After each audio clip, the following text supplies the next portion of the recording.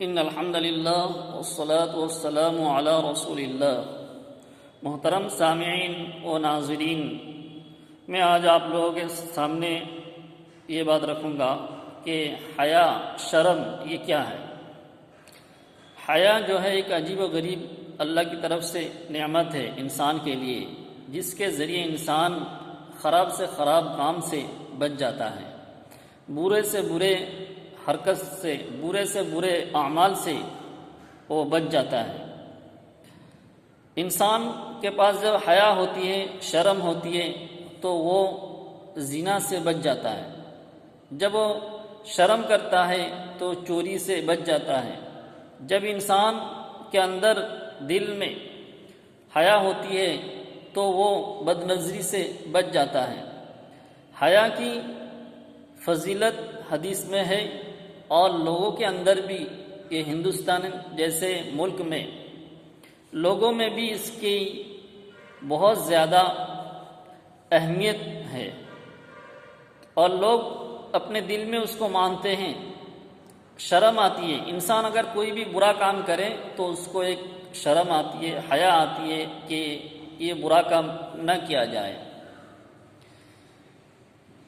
حدیث شریف میں جیسا کہ آتا ہے، الحیاء شعبۃ من الایمان، حیا ایمان کا ایک پارٹ ہے، ایمان کا ایک شعبہ ہے، یعنی ایمان کے ساتھ ہی اس کو جوڑ دیا گیا۔ اگر انسان کے پاس حیا ہوتی ہے تو یعنی وہ مکمل طور پر ایمان والا ہوتا ہے، اگر حیا ختم ہوتی ہے تو اس میں کمی ہوتی ہے۔ اور اسی طرح دوسری حدیث مشکوٰۃ شریف میں آتا ہے کہ جب حیا ختم ہوتی ہے تو اس کے پاس سے دوسرے جو اعمال ہیں وہ بھی ختم ہوتے ہیں۔ اور اسی طرح بخاری شریف کی روایت ہے کہ جب تم سے حیا ختم ہو جائے تو تم جو چاہے کرو، اذا فاتک الحیا فافعل ما شئت۔